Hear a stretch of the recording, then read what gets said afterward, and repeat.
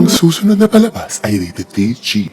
May mga masaselang tema ng panghusga, pangungutya, diskriminasyon, abuso, pagpapabaya sa kalusugan, karahasan at mga lengguaheng di pamilyar at di naangkop sa kasalukuyan. Mga girl, boy, bakla, tomboy, transgenders, ito ay angkop sa lahat ng manonood. Striktong patnubay lang ang kailangan.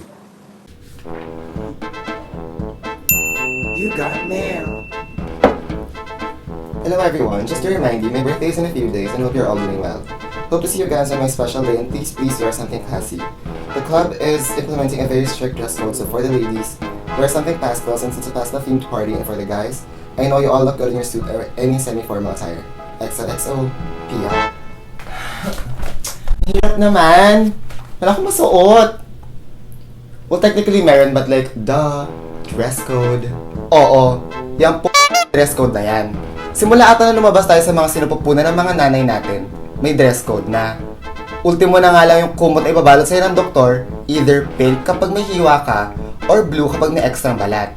Hindi ka man lang tinanong kung carry mo, diba? Minsan nga iniisip ko kung alam ba talaga ng mga tao ibig sabihin ng dress code eh. Kasi okay lang naman yung mga casual, semi-formal, formal, business attire. Pero yung dress code based on your gender, ang malala pa nga, dress code based on your sex at birth. Sounds familiar. Ang irrational kasi ng thinking ng ibang tao tungkol sa dress code eh. Na ine-implement lang daw siya para maging maayos tsaka matiwasay yung mga mangyayari sa kung saan-saan. But like, duh! Status symbol lang naman yan eh. If you think about it, kahit naman siguro pag tuxedoin mo ang isang tao or umayon siya sa dress code, eh hindi tigil na yung pagiging basagulero or pagiging manggugulo niya.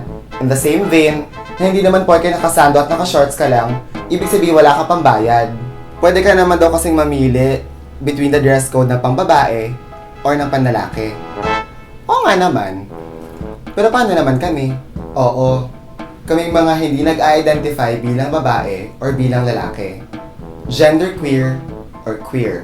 Sabihin na natin kami yung mga taong hindi nakikita yung mga sarili namin o yung mga identities namin sa gender roles na idinikta ng lipunan.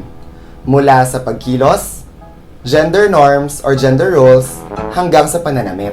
May mga panahon naman daw kasing pwede kang mag-compromise. Ang babaw daw kasi ng issue ng dress code eh. Oo, mababaw. Sobrang babaw ng issue ng dress code. And yes, compromise. Compromise sa pananamit. Pero not giving in and giving up. Pero, paano?